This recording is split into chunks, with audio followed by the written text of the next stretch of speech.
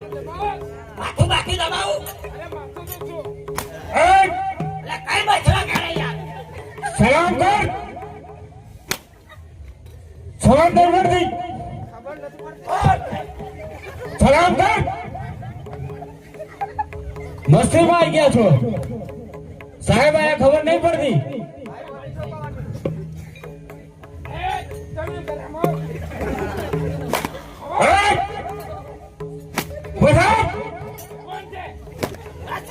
ઉભો પીલી બેઠો છે.